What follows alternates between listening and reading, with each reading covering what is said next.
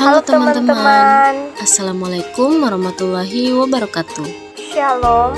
Perkenalkan, nama saya Delvani Nasasmita dengan NIM B0421016. Perkenalkan, nama saya Nadia Febriani dengan NIM B0421330. Baik, di sini kami berdua akan menjelaskan tentang model komunikasi Newcomb. Pengertian dari model komunikasi Newcomb adalah bentuk pengakuan terhadap pentingnya harmoni, ketetapan, dan konsistensi dalam berbagai tujuan komunikasi. Model ini merupakan model komunikasi antar pribadi yang menggambarkan tentang dinamika hubungan komunikasi antar dua individu tentang suatu objek yang dipersoalkan mereka. Theodore Matt Newcomb lahir pada tanggal 24 Juli 1903. Lahir di Rock Creek, di ujung timur laut Ohio, dan dia adalah seorang perintis dalam bidang psikologi sosial. Beliau wafat pada tanggal 28 Desember 1984. Ia menerbitkan sebuah pendekatan sosial baru di bidang komunikasi yang disebut teori ABX, kemudian menjadi model Newcomb, dan itu diterbitkan dalam nama An Approach to the Study of Communicative Arts pada 1953. Ia menerbitkan sebuah karya besar dalam bidang psikologi sosial yang disebut The Acquaintance Process pada 1961. Model Newcomb diperkenalkan oleh Theodore Newcomb dari University of Michigan pada tahun 1953. Dia memberi pendekatan yang berbeda untuk proses komunikasi ini.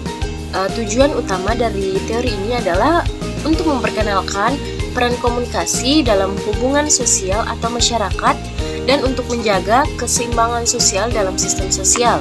Dia berkonsentrasi pada tujuan sosial komunikasi, menunjukkan semua komunikasi sebagai sarana mempertahankan hubungan antara orang-orang.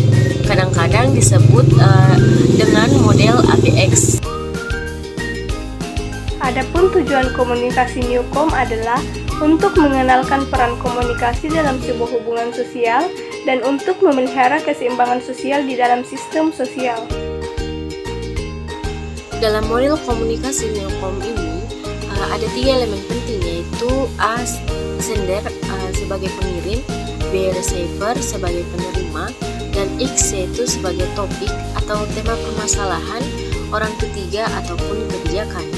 A, B, dan X adalah sebuah sistem yang dengan demikian mengandung arti bahwa hubungan internalnya saling bergantungan. Dalam model ABX ini, simetri dimungkinkan karena seseorang atau A yang siap memperhitungkan perilaku seorang lainnya, yaitu B.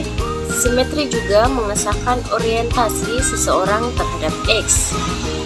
Ini merupakan cara lain untuk mengatakan bahwa kita memperoleh dukungan sosial dan psikologis bagi orientasi yang kita lakukan.